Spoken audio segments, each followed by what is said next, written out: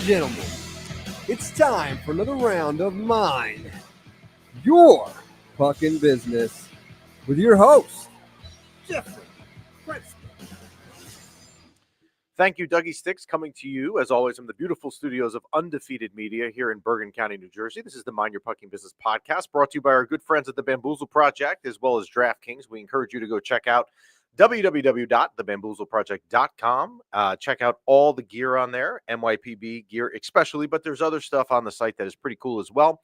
Check it out, and then when you go to the checkout screen, use promo code MYPB and save yourself a whopping 20% off your total order across the platform. So we thank them for their sponsorship as always, as well as DraftKings.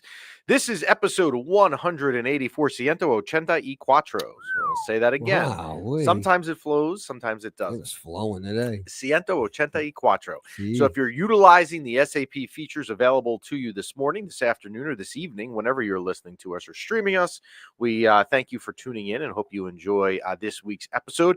You can send us your questions at any time to mypbshow@gmail.com, or you can use the Instagram platform, which is all one word, at Mind Your Fucking Business, and DM us there. Do you know this morning, I went to, speaking of that, before we get into anything, Yeah. active night last night with the Rangers, not for good reasons. Mm-hmm. And I went to bed and I woke up this morning. I don't know why I was up at like 5 something. I have no reason to be, but I was. And I looked at my phone and there were 62 DMs from 11 o'clock last night. So yes, we do. From our special group or just in general? No, just in general from people Uh-huh. DM us. And I promise you, if you were one of those 62, we answer. Like you already have an answer. We will always answer you. Our So special DM. group had thousands of DMs, but okay. Yes, I know what you're referring to. I'm going to ignore it because I don't want to get in trouble. You can watch the show live this morning. We are taping this, if you are watching live, on January 29th, and you can be watching us live right now on YouTube or Instagram or Facebook, but you can also stream the show anytime at your convenience live on the platforms known as Spotify and iTunes. So, as I mentioned a minute ago, active night last night with the Rangers. I could see you guys on the Instagram comments right now on my phone are already talking about it. We'll get to it in a minute. What we do here, what we like to try to do before I get sidetracked and annoyed and my ADD kicks in and I'm all over the place, is I like to try and go in chronological order from when we were with you last, which was last Wednesday. And on last Thursday, the Rangers, who at the time had been on a streak of good proportions, welcomed the Philadelphia Flyers to the Garden on Thursday night. A very slow start to the game. Owen Tippett scored, I believe it was a minute, 25 seconds into the game. There is a theme there. So if you're going to asterisk something for a test I'm going to give you in a couple minutes, make note of the fact I just said that Owen Tippett scored a minute 25 into the game.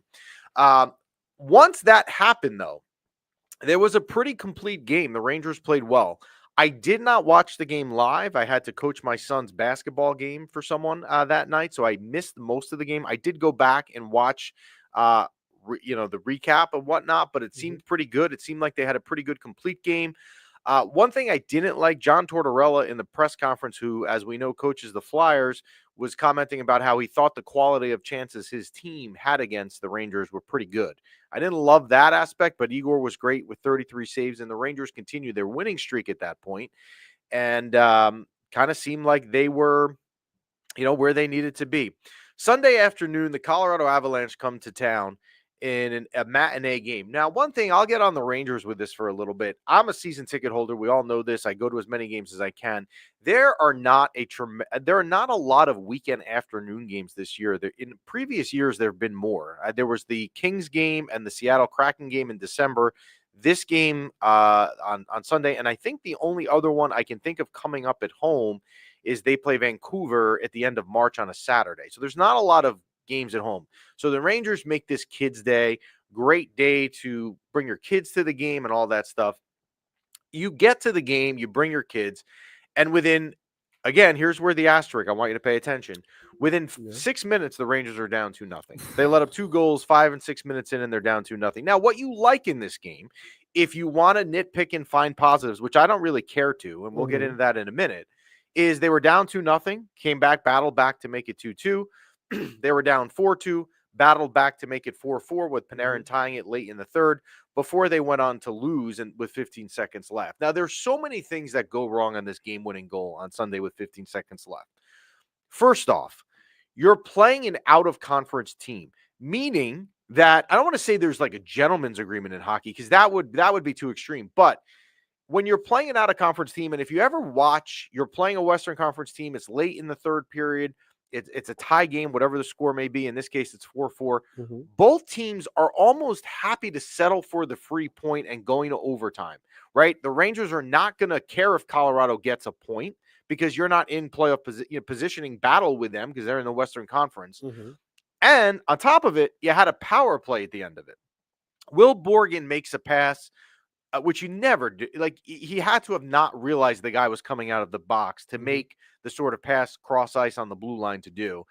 And the other thing, and I will get on him, and Chris, who is here watching, is going to love me for saying this, is the back check by Artemi Panarin on this play where the pass was intended for was atrocious. Now, is Panarin a fast skater? No. Do I think if Panarin was skating at full speed with the amount that he had already been on the ice, he would catch the Colorado winning goal score?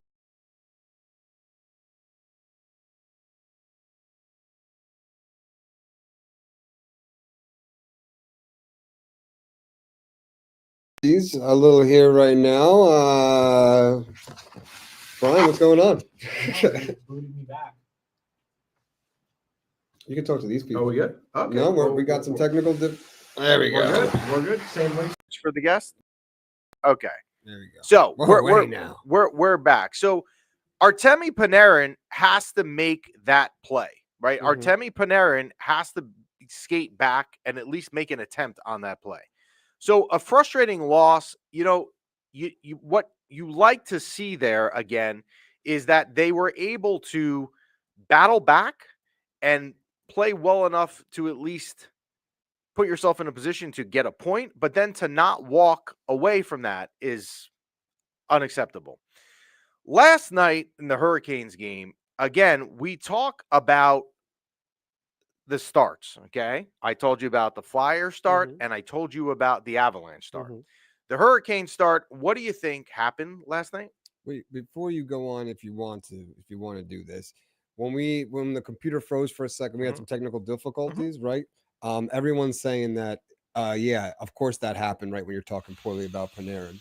Okay, well, so they didn't get the full jab at Panarin that they're looking for. If you missed it for technical difficulties, Panarin has got to back check better there. Do I think he would have caught the player? We're talking about when he stopped skating, right? We stopped skating. Well, I don't know that he actually I don't even know that he started skating. I'll leave it at that. It's hard to stop. But it just was extraordinarily frustrating. Yes. And you got to get on Artemi Panarin because you got to at least make an effort there.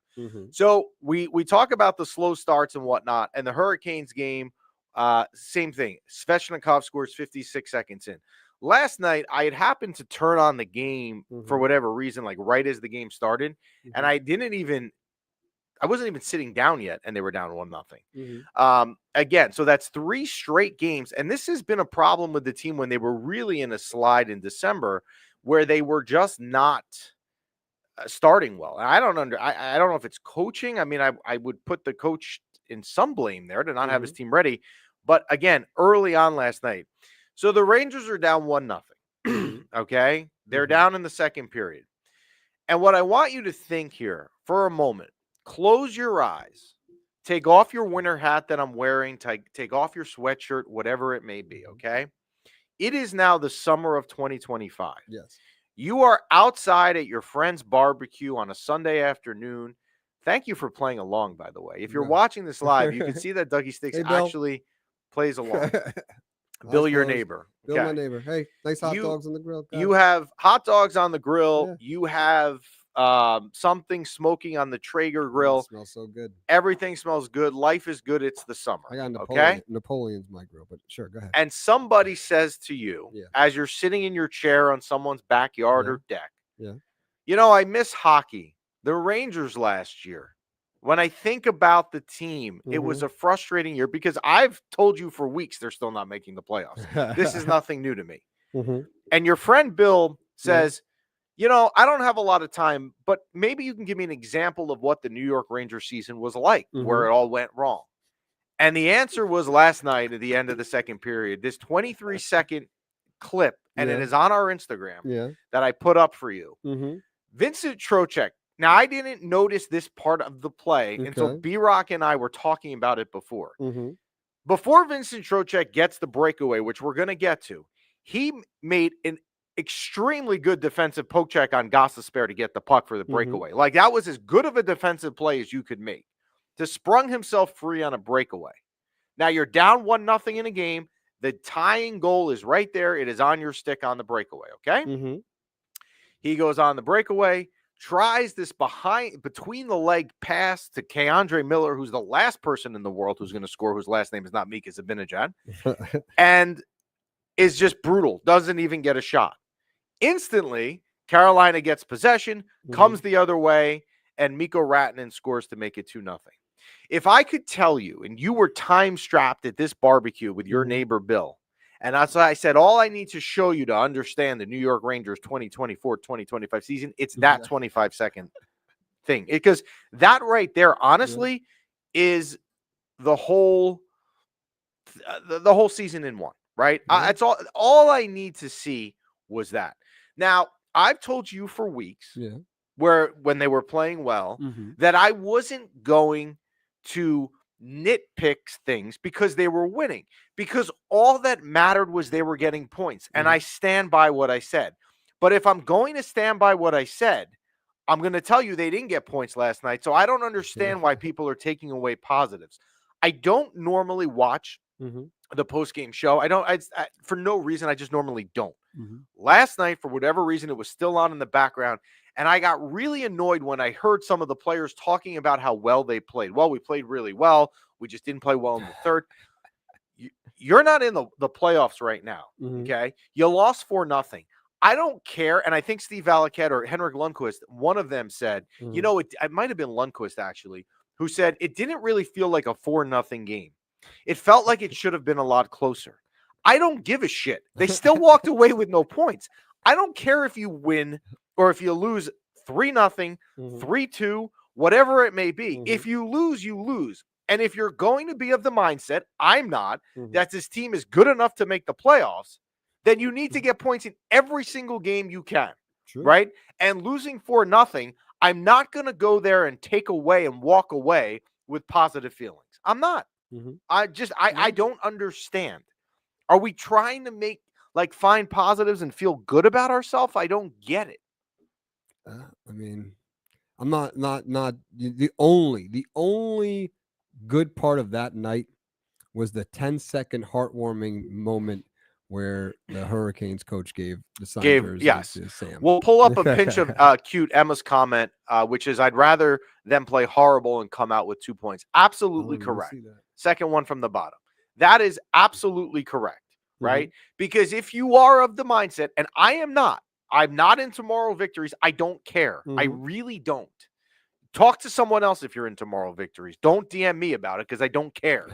But if you're of the mindset that this team is going to make a run and get in the playoffs and Igor can get hot, which I guess, look, you have better odds of happening than winning Mega Millions, you need to get points.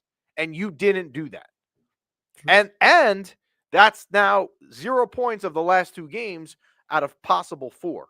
One of which you had a power play with a minute left at home in a tie game against a Western Conference team that would have been more than content walking out of MSG with at least 1 point, and you gave them the extra point and walked out with nothing.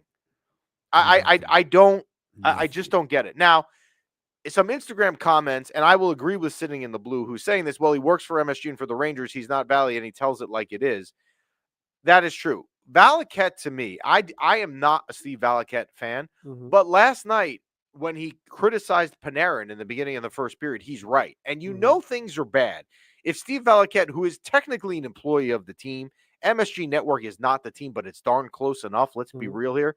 If they're going to start calling out players, let alone star players, Artemi Panarin, you know it's bad, right? You know it's frustrating, and you know what had to have happened had to have been bad. So the question now becomes, as they head to Boston on Saturday, and then they're home against Vegas on Sunday in a back-to-back, was the first 2/3 of January, like this run that they were on, whatever the record was, I don't know, 8-1-3 or whatever it was, was it a mirage? And was it a mirage because it was masked by Igor playing out of his mind? I mean, Igor is a big factor in this. I am not. You know- I am not. I see there's a YouTube comment, and I see who it's from. I'm not taking it because I'm not going down that road today I with don't even know talking what that. trash. I don't even know what that No, means. you wouldn't know, but he knows Oh, thanks. he knows what it means. Jeez. But in any event, was Igor Shesterkin the main reason for what we saw in the previous 3 weeks? I think the answer is yes. Well, I mean, it's no secret. We need to lean on him this year a little bit. But more This than year, usual. I mean, every year. but more than usual. Yeah, A because lot more than usual. no one else is doing their job. Anything. No one. I mean, No one. Panarin stopped skating. That clip right there where he stops skating and gives up the goal is like Panarin's defense all year. Mhm. Okay, so from and this is not just last night, it's just not the last few games. And Chris, who's watching on YouTube, will love it because it's his favorite thing to point out to me. Has been atrocious. I mean, Panarin's defense has been bad. I'm not even saying you have to be good at defense, but like at least try to be in the play. And Chris, who's saying that Igor was out for the start of the run, is correct. But I remind you that Jonathan Quick beat Boston, who you also think Chris is not a threat, and then he went and he also beat Chicago. Or no, actually, Dylan Garrard played that game, so he didn't really. He was look at his stats in the run, and I think it's pretty clear that he is the reason why. Also, last week, since we've been on, Will Borgen signed to a 4-year contract extension. I don't. So again, people are going to now get on me, and I know who you are, and I'm waiting for it. Well, you didn't know who Will Borgen was when they traded Capo Caco to Seattle back in December. That's fair. I didn't. But I've liked him when he's been here. I didn't like the pass against Colorado the other day. That cost him a point. I don't have a problem with the contract extension. What you have to keep in mind, and I saw this in a lot of the comments that you guys had sent in, is that the salary cap over the course of his 4-year deal, or even if a player signed a 20-year deal at this point, when it would be the same thing, goes up every year.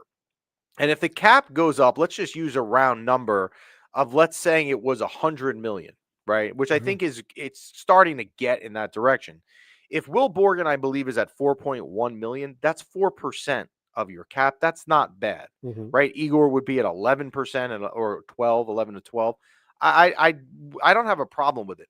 What I do have a problem with on this contract is, why does he next year start to, I believe, if I remember correctly, have the ability to submit a list of teams that he would approve a trade to? Like already, right? I don't understand. I don't understand. And I guess it's not a New York Ranger thing. I guess it's across the NHL. It's got to be, because Chris Drury wouldn't just be doing this. Why players now are getting so protective or protected in their stuff? Let me ask you this. Here's a dumb question. So let's say, what's his name again? Well, Will Borgen. We just got, right? Will, we got Will from Seattle. So if Seattle had that in his contract, that he no trade clause, whatever, but then agrees to be traded to us, do we inherit that no trade clause or some of those terms of the contract? You would. There you go. You would. But the Rangers would have to, in this case, be the one to get rid of it. It wouldn't be an issue of inheriting. It would be an issue of getting rid of. I just don't understand. So we'll take some questions. Travel Master at Mind Your Pucking Business. Would you still trade Miller to motivate this team? He brings toughness and scoring. For JT Miller, I would not. I don't think adding a locker room issue, a guy who has a little bit of a stigma of having some locker room stuff, is the answer at all. I just, to me, it is not the right play for this team to get rid of right now.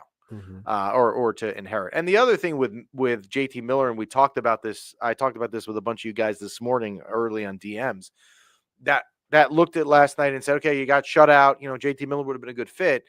The other piece to JT Miller is, aside, if I was wrong about the locker room stuff, and I might be, I could very well be, you still have to remember, you've got to give stuff up to get him. And what are you giving up to get him? And it's been rumored it was Hedl and a first and a prospect. I can live with getting rid of Philip Hedl for him. I could, if you told me I had to live with getting rid of a first for him, I could be convinced. I don't know that I would love it, but I can be convinced. But you got to tell me who the prospect is, because I might then walk away. Is there anything, so like, not staying on the topics that we're talking about right now, but if you were placed in GM mode, you're the GM.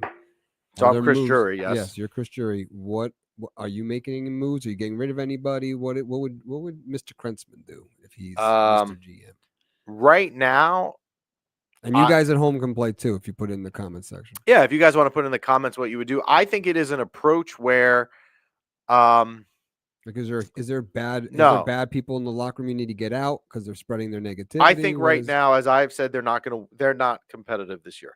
They're not going to win the Stanley Cup. Mm-hmm. So I'm not going to make a deal that is a short-term help, like a rental, right? Yeah. So 2 years ago, they went out and got Patrick Kane, Vladimir Tarasenko at the trade deadline, knowing that they may not be here beyond this year. Mm-hmm. You are not going to do that with anyone at all this year. Yeah. I think beyond that, if there are ways to get long-term value, I'm going to look at it. I think it's short-term selling and long-term buying is what I think the mantra would be. Mm-hmm. And those of you who want to trade Emma, trade Miller for Miller, who's basically saying trade Keandre Miller for a different Miller and JT, Mm-hmm. I would be fine with that, but there would have to be a lot more mm-hmm. than that going the other way. The Rangers, if you are a believer in making the playoffs, they are in Boston on Saturday. That is a very big game because Boston, I believe, right now occupies the last wild card spot or like right above or below it. So it's a team you're chasing. Take some of the Instagram comments. Is it possible that Mika waives his no trade clause? I think Mika is being incredibly difficult. If I'm Chris Drury, right? And Mika didn't have a no trade clause, he'd be the first thing I would be doing today. He'd be out of here by 12 o'clock. And it's what, 10? I don't even know what time it is here. What are we taping this? 10:25? He'd be out of here within an hour because he's not doing anything really for me. He's definitely not playing up to an $8.5 million contract per year, and he's here until 2030. But I think it's got to be Mika not wanting to move. And I don't blame Mika, right? Like, you're playing an Original Six franchise. You're in New York City. Your family's here. I get it. But at the same time, dude, you got to take a hint. And as someone's saying on the Instagram comment, I agree. I can't blame Mika for only wanting to go to a contender. That's true. There is another Instagram comment. There's a report that the problem in the locker room is Drury. There's animosity between him and the GM. I don't know if that's true, and it might be. However, if there's a problem with the general manager or a problem with your boss in whatever job you have, you still have to show up to work and perform, right?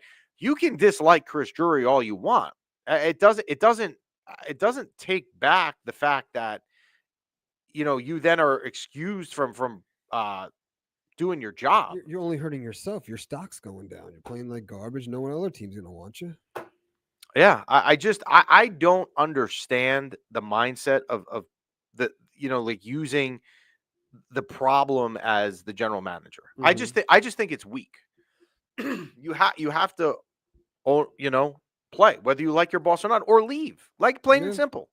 Request a trade. If you're that unhappy with Chris Drury, okay, go out and request a trade. Plain and simple. The other day as well, a little off the ice stuff, a pretty big trade. Mikko Rantanen goes from Colorado to Carolina. Carolina sends back Natchez, who Ranger fans are definitely familiar with the name. People were so from a Ranger perspective, I was surprised a little bit at like how I don't want to say annoyed people were that he was going in the division. Mikko Rantanen, who's a great player, right? You don't want a player like that in your division. But then when I started to see people complain that, what was Chris Drury asleep at the wheel? Exactly. Tell me right now how Chris Drury is getting Mikko Rantanen. I mean, what am I missing?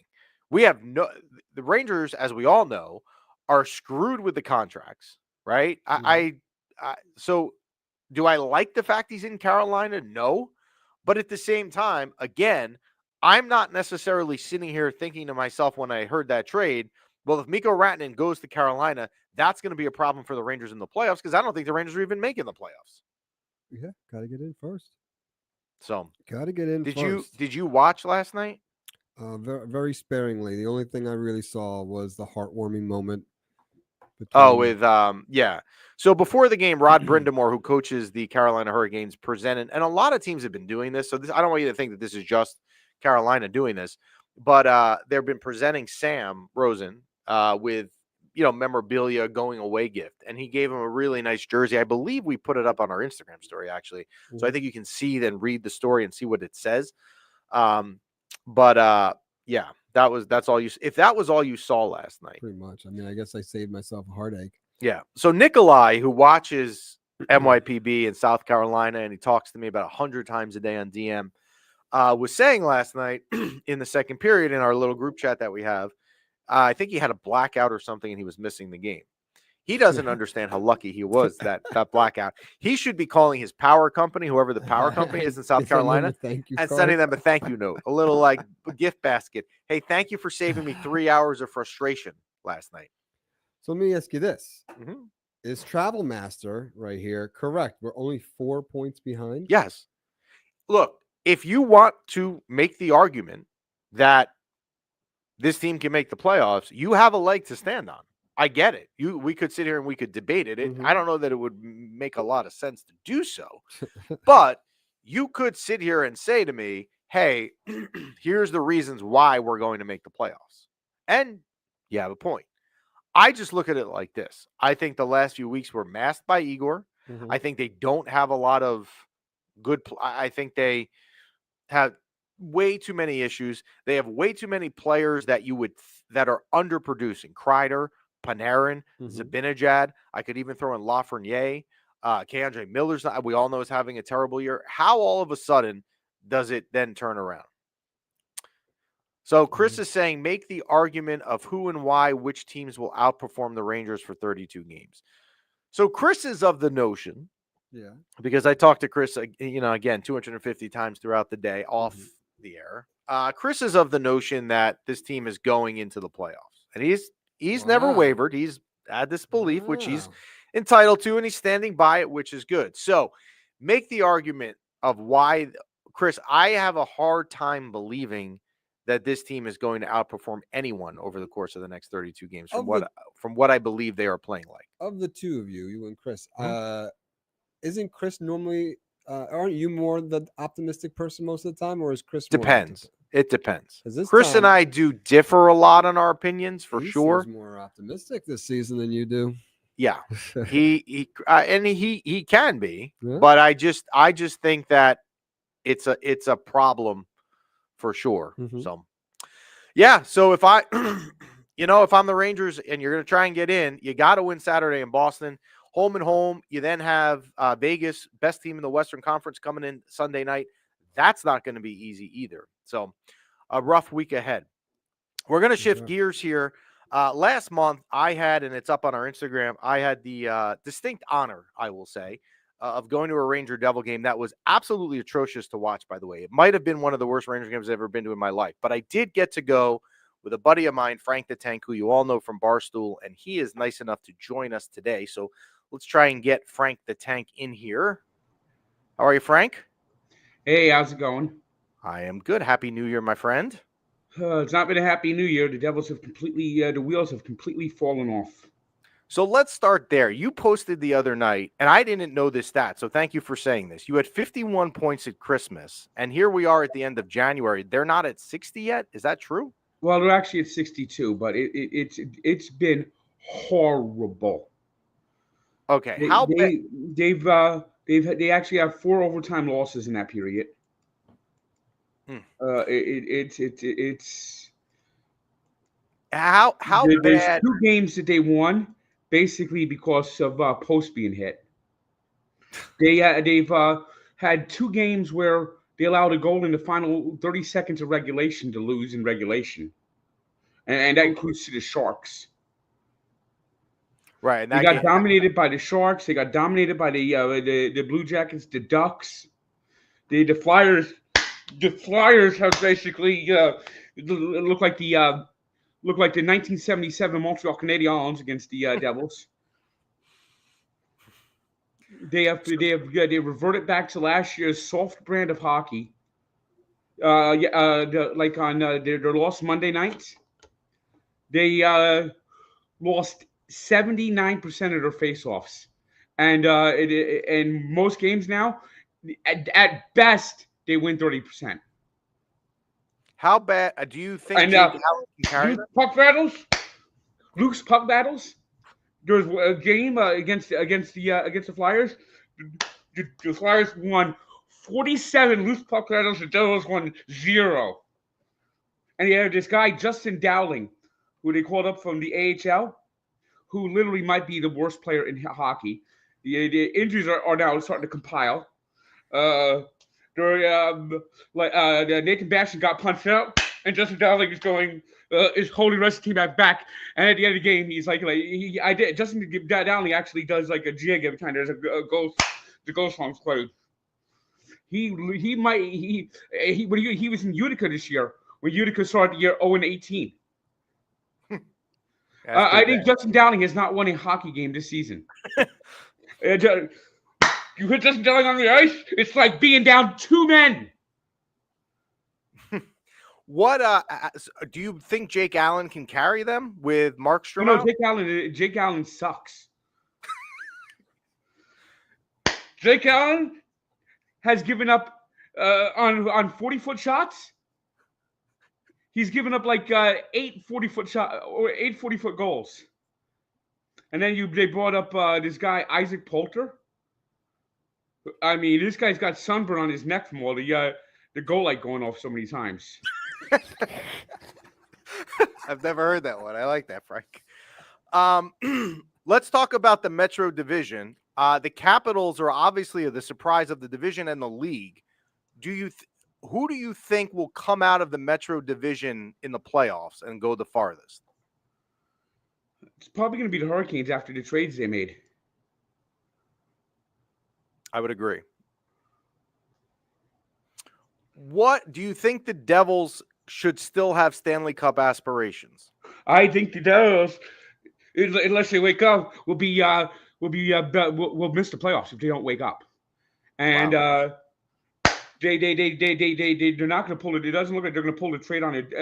They're happy to go forward with Justin Dowling every day, who I could tell you're not a fan of.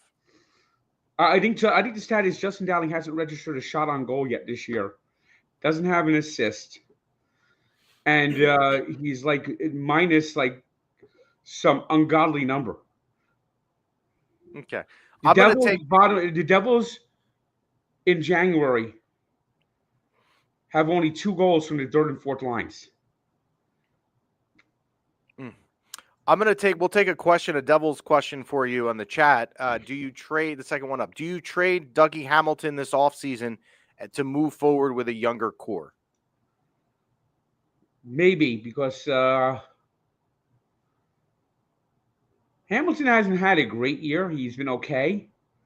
But eventually, if you have Nemec, you have Seamus Casey down there, these guys have to play eventually. They're kind of rotting down there in Utica. But it's a numbers problem with why they're not up.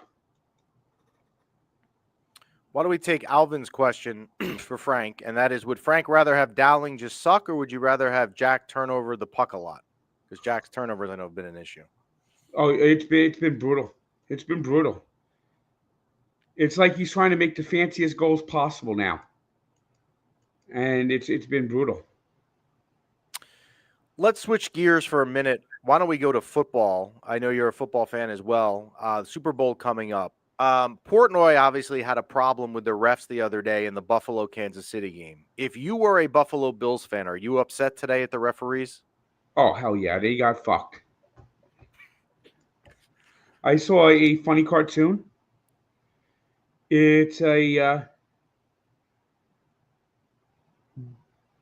Buffalo Bills Buffalo Bison logo rushing, and it's rushing,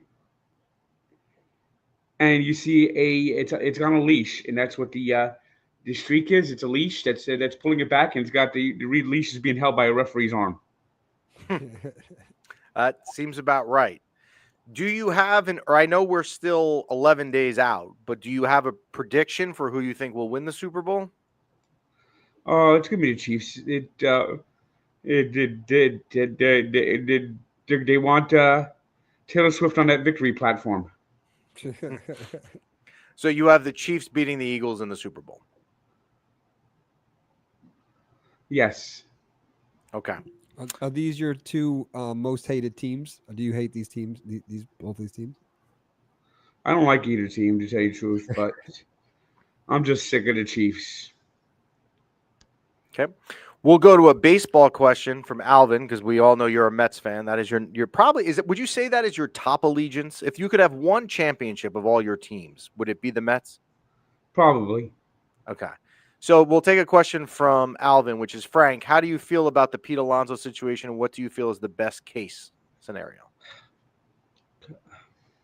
It comes down to Pete Alonso. And do you It think comes he'll down be to Pete back? Alonso. He has to realize that the best spot for him is to stay with the Mets, but he's not going to get the contract he ever thought. And he has to realize that mistakes were made, and he could either risk it and have a 1-year contract with another team, or he can try to sign with the Mets, maybe get an opt-out in his contract. But he's not going to get the money he thought he was, and he just needs to realize that by now, that it just didn't work. The baseball teams are being smarter when the contracts they give out, because they know that players like Pete Alonso are guys who's already 30 years old, by the way, that when they're 34, 35, will have a fall off, a serious fall off. And he's already shown signs of this fall off last year. Okay. Since we're a Rangers podcast, the Rangers share MSG with the Knicks. I know you are a Knicks fan, right? If you had to pick an NBA team, it's the Knicks, right? Yeah. Okay. So you and I agree on that. We're supposed to go to a Knicks game together. We're waiting on Jenks to give us the dates, right? Yeah. Okay. But Jenks right now is kind of jilted by the NBA and how the league is played. Okay. So let's fast forward to the spring. Right now, if the playoffs started, the Knicks would be the 3 in the East. Boston would be the 2. So they would be on course to meet in the second round. Are the Knicks able to beat the Celtics in a 7-game series, you think? If Mitchell Robinson is back and healthy, they'll have a shot. Okay. Hopefully by then, I would like to think he's back. I mean, I thought he'd be back by now. And it's like no word. Okay. Back to hockey. A couple hockey questions for you. As a Devil fan, and you're also a season ticket holder, right? Yes. Your most hated team, your most hated team in the NHL is who? The Flyers. Wow. I'm surprised at that answer. So we are actually taping this on Wednesday, January 29th. And tonight, I didn't know this was your answer. They play the Flyers at home. Will you be there? Yes, and I know they're going to lose. Are you? The Devils have shown no fight, no heart, no hustle. And now that Markstrom's hurt, Okay. it's not going to be very good. So our executive producer here, B-Rock, is a huge Devil fan. He wears the stuff every day. And he said to me before we went live today that he's ready to send Timo Meier back to San Jose. Would you send him back to San Jose? I got to say I wouldn't send him back to San Jose, but I would say that he is definitely not doing what he's supposed to be doing. Okay. How about Jack Hughes? What's your thought on his year so far? It's been incomplete. All right. I mean, Sheldon, he's been fine most of the time, but he just gives the puck away too many times. what do you think of the job Sheldon Keefe has done taking over for Lindy Ruff? I think that he has not been very good over the last month. And they're playing that Toronto Maple Leafs type of hockey that when it gets clutch time arrives, the team crumbles. I know you don't follow the Rangers a lot because they're not your team, but are you surprised at how big of a drop off this is from winning the President's Trophy last year being within 2 games of the Cup Finals, almost all the whole roster back, and they're not even in the wild card. Are you surprised at that? I think there's something wrong fundamentally in the locker with the Rangers. I don't know what it is. It seems like everyone seems to hate Chris Drury, and that whole thing just fell apart. Okay. So someone asked a good question, which is, can Frank speak on our behalf against Optimum's feud with MSG like he did with New Jersey Transit? Do you have Optimum? How do you watch the Devils games? Well, I have Fios. Okay, so you're in the I club. don't even live in an Optimum town. Okay. So then you get the games. Yeah, my recommendation is go to Fios. Okay. The best lesson you could show Optimum is by dropping them. I mean, maybe even consider going cutting the cord. I don't even know how to cut the cord. It's too much of a pain in the ass for me personally. But that's how you speak out to them. Right. Enough people quit their service, they'll have to come back to the table. And I don't understand how this happened, because to me, the Dolan family founded Optimum. They owed they owed them. I don't know who this new company that runs Optimum is, but the MSG should be on there for fucking free. I mean, this was the Dolans founded cable TV. They gave more. The reason why they make money is because of the Dolan family. So yeah, that's Yeah. what they should do. I couldn't agree with you more as someone struggling to see the games. If you look across the NHL and I said, Frank, what is your Stanley Cup prediction? Who comes out of the East, who comes out of the West, and who's going to win it? What would you say as of January 29th? I think those trades the Hurricanes made are going to be big. I think those trades the Hurricanes made are going to be big. And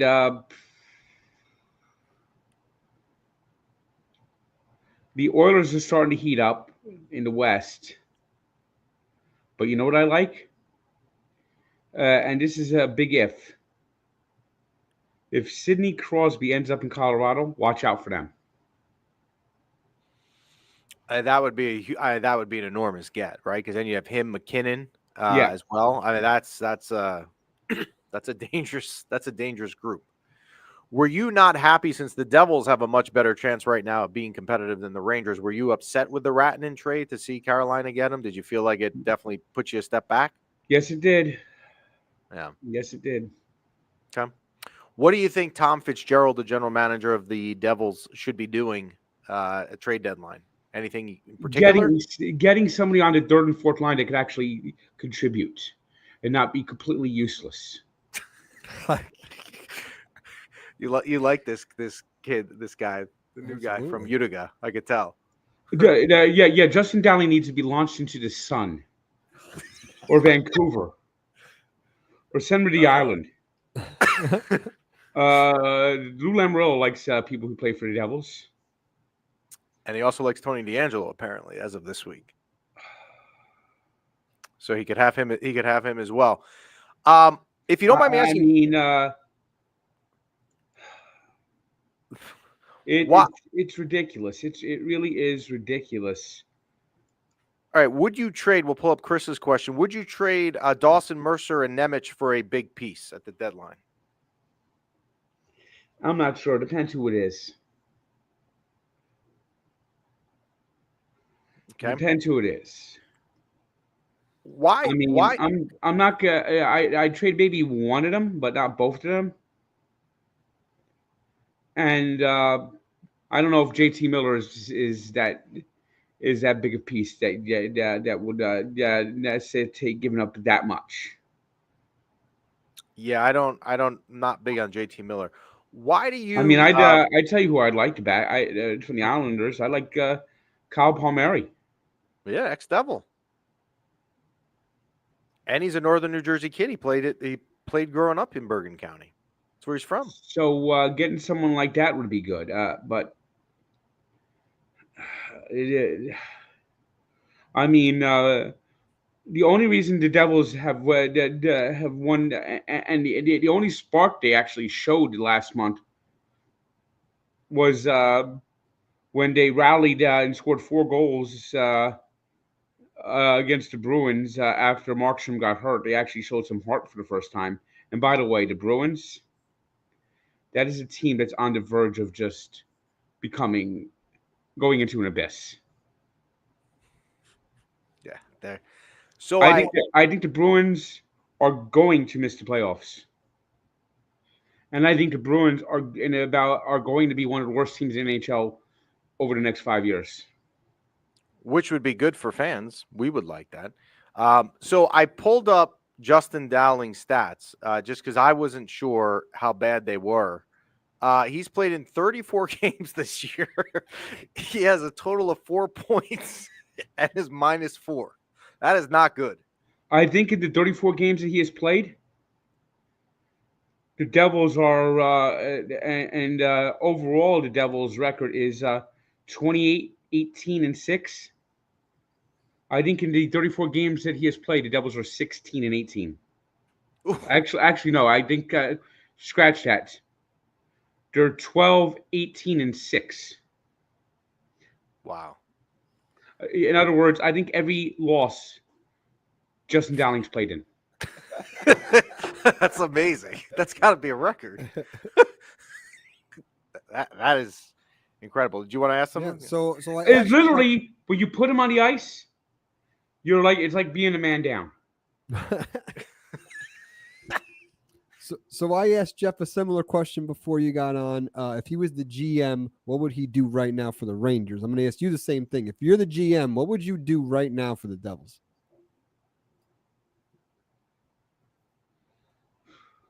What I would do is get somebody that could play on the third and fourth line. I would get Kyle Palmieri. That's who I would. They need defense has been okay for the most part, though. I don't know if you're going to call up Nemec. I don't know if you're going to call up Casey the rest of the season because you kind of need the experience that they have. Pache's had a bad month. Luke Hughes sometimes gets into bad habits. So Dougie Hamilton has to be on the team the rest of the season because he's their veteran. I mean, if you want to trade him and make other arrangements next year for Nemec and Casey, that'll be fine. But Siegenthaler's been big. Dylan's been good. And Kovacevic has given them some toughness. And this is why Casey and Nemec are not up. It's a numbers problem. Last year, at the end of the year, the Devils had like the youngest defense in the league, and they didn't basically have a defense. But the big issue is, and now Nico Hischier's hurt too, and Nico Hischier's been their best player, and that's why you have all these problems and. You're getting nothing right now from the bottom two lines. Howler's been hurt. Bastion's been in and out of the lineup. And then you put Justin Dowling out there, and it's bad. It's bad. They're getting nothing from the third and fourth line. Now, I know you go to a lot of the games. Devil Fan wrote in, and I've seen this mentioned about being at the game, so I don't really get it, but maybe you will, which is, will the Mrs. Fields cookie win the Jumbotron race at all this season? I don't even get the whole thing. They have the snack race. So they have Scoop, which is like a ice cream for Welch Farms. You have a cookie that's Mrs. Fields, and then you have a pretzel who's from I forgot who that is. It's for like that pretzel chain. What's the name of it? Brian, you know the pretzel chain? At Wetzel's or Auntie Anne's or something? Auntie Anne. Okay. And they have a video race during where they're scraping the ice during one of the commercial breaks. And Mrs. Fields has not won a race yet this year. Not one? Cookie always crumbles at the end. And Wow. so it's either won by twist or which is the pretzel, or the pretzel or the scoop, I think it is. And it's the ice cream. They always win, and Auntie Anne always, the cookie always crumbles. Like it will get a big lead and then it will crumble. Kind of like Justin Dowling. Exactly. Now, now fans are trying to root for Mrs. Fields and boo Mrs. Fields when Mrs. Fields loses, and they put up the stats, how many of each thing was won, and they have like the podium has cobwebs for Mrs. Fields. Maybe one day. Speaking of food, you've been an inspiration to a lot of people in the last couple of months with your weight loss. It's been incredible. Let's say people have a New Year's resolution at the end of January and they're trying to be healthy and lose weight. What is the best piece of advice you could give them? Don't stop. If you started walking, don't stop. I'm going to go on a walk after I finish up here. Okay. Very, very cool. Last question, and then we'll let you go. I'm fascinated a little bit by your answer that your most hated team in the NHL as a Devil fan is the Flyers. I would have thought it was going to be the Rangers. Why is it the Flyers? Because I hate Philadelphia. That's why. There you go. Did you want to know why I hate Philadelphia? Yeah. Did you see the video from Sunday's game? Which video in particular? The Eagles beat the Commanders. And there's this Commanders fan that's walking out of the stadium, and he's being like kicked, spit on. They grab his hat, and just like a Eagle fan gets in his face. And that is what I think about when I think about Philadelphia fans. I think they're just the absolute worst. And it comes down to the fans that make me hate them. And then I really hated Eric Lindros. Yeah. I really hated Eric Lindros. So it comes from a lot of that. Why I hate the Flyers more than any other team. Okay. Well, then we wish you luck tonight. What you play? Go ahead. One last question. So since the Devils have been playing, not too well in January, do you think it's time as a Devil fan to hit the panic button?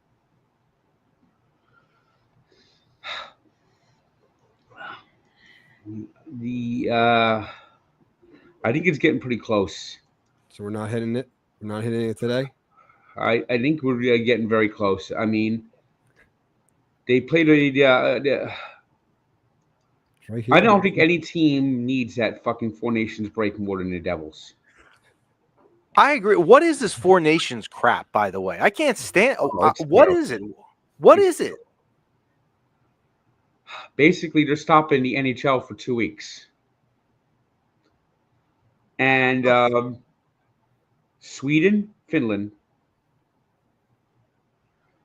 U.S. and Canada will have all-star teams playing in Boston and Montreal, a round-robin tournament with a championship game ultimately deciding who is the best of the Four Nations. And so all teams will have to play 3 games, and then they play a semifinal and a championship game. Just overly complicating the all-star process, using only 4 teams. And probably the most interesting player, probably a player that many, many fans would want to see, a player who's approaching Wayne Gretzky's record, is Russian, so he ain't in the Four Nations tournament. That's a good point. Nico Hischier is not in the Four Nations tournament. He's from Switzerland. All those great Czech hockey players? Nope. They're not from Sweden, Finland, Canada, or the U.S., so nope. Do you worry about injuries? Hell yeah. I mean, an all-star game is an all-star game. You play one, you get over it, and then you go back on about the season. We're trying to reinvent the wheel. And I could just see it now. Jack Hughes is going to get hurt because just like the goddamn World Baseball Classic always curses the fucking Mets, this is going to curse the fucking Devils. They're going to have that stupid song, HOTTOGO, which might be the worst fucking song ever fucking written. I mean, that fucking song, brain cells die every time it's played. Oh. Well, I guess we'll just hope for no injuries across the league. Frank, we thank you for joining us today. Yeah, I know you know what it is? Yeah, what's up? The NHL needs a new commissioner. This guy can't sell a heater to Eskimos.